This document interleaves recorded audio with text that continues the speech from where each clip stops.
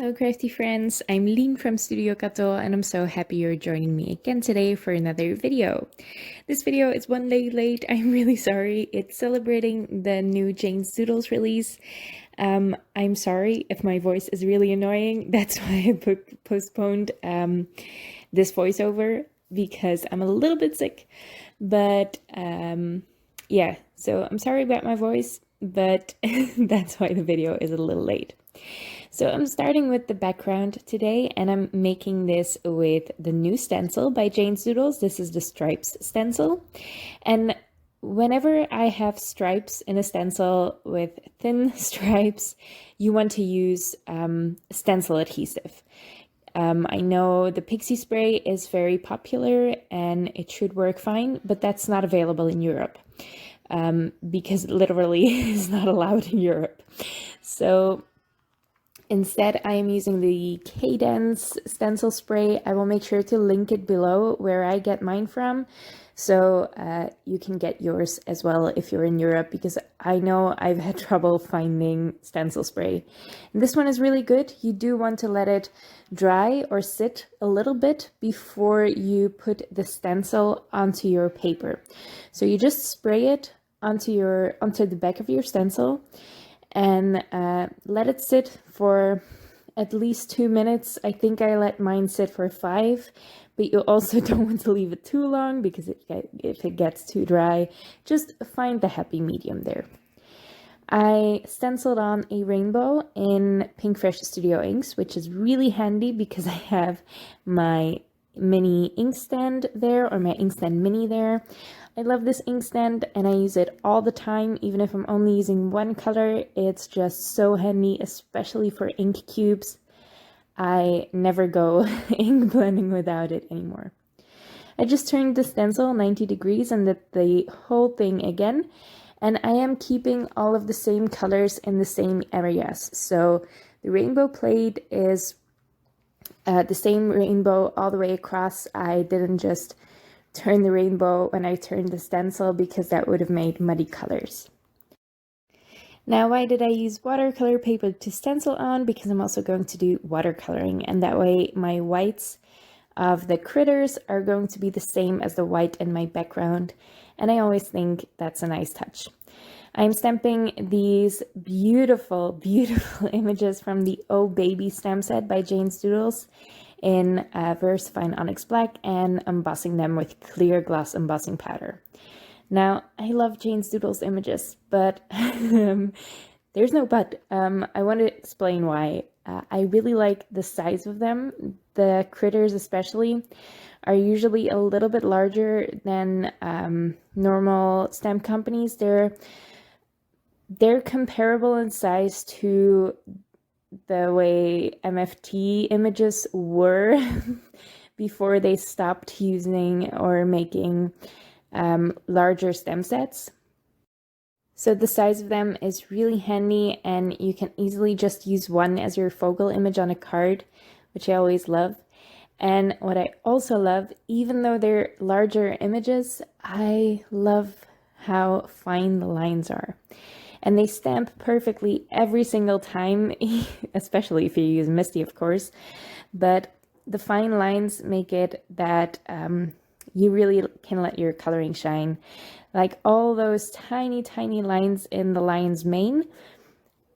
In a normal stamp, from another company, you wouldn't have seen much of my coloring with all those lines there because the lines are usually a lot broader.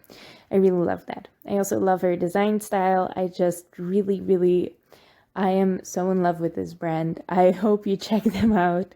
It's a really, really small business right here in Europe.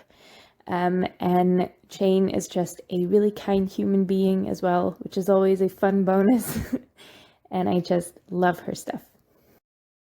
These critters are so adorable, but I also love all of the tiny images in the stamp set. And of course, there's a banner image, which is always fun. This would be great for birthday cards. I can't wait to make birthday cards with this. So I just colored those with the Caron brush markers, and now I'm making a white card base. I am going to make a circle card base, so I just cut 2 circles out of thick white cardstock, just with a random circle die. I think I got these at Action way back when I first started die cutting, and they're just simple circles with a stitched detail. I made a score line at the top of one of them, added glue to the area above the score line, and that's how I make a card base. So you just create a hinge with that score line there. Then on the front of the card, you can add your background, which I also die cut with those stitched dies, or those stitched circle dies.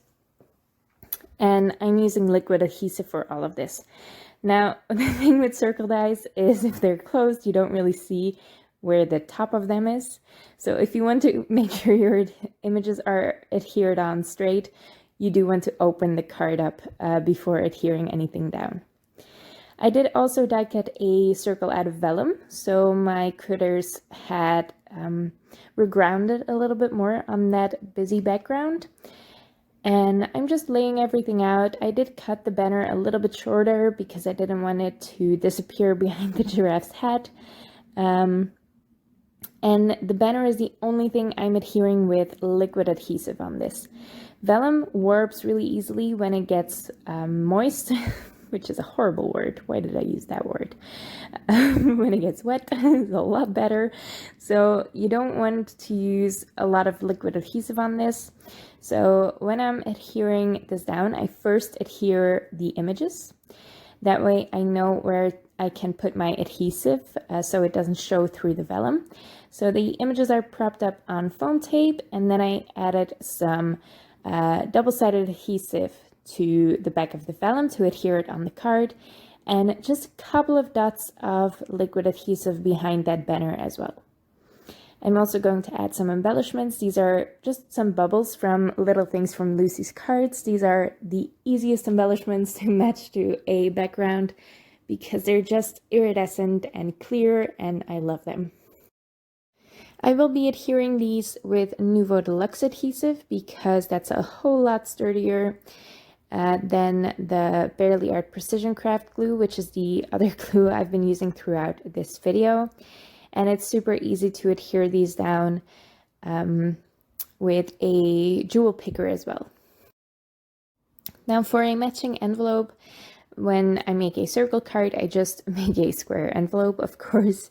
But square cards or square envelopes do cost a little bit more to mail. So if you don't want to add extra postage, just make a rectangular envelope that's large enough to fit the circle card. You'll have a lot of space left over, but just add a bookmark or something for the recipient and it's fine. I am stamping that banner twice in the top left corner of the envelope in some embossing ink, and I'm adding bright white superfine embossing powder. I made a cream colored envelope because I thought that fit the soft off-white look of the watercolor paper really nicely, and just the soft look of this baby card. Just heat setting this and then the envelope is finished. You barely see that white on the cream cardstock. It's a little bit more noticeable in real life, but I like subtle touches like that to my envelope. I love how this card turned out. I absolutely love this stamp set, and I'm a sucker for stripes stencils as well. You can do so many things with them, especially plaids. I love a plaid background. Of course, I had to make it rainbow. I'm kind of surprised at myself that I made it pastel because I don't usually use soft colors like that. I usually go really bold and bright, but I think this turned out pretty good anyway. I hope you like these stamps as much as I do. If you do, make sure to check out the Jane's Doodle shop because you can actually get 35% off your order this entire weekend. So I'll make sure to leave all the information down below, and I hope you check it out. Thank you so much for watching, and I hope to see you next time.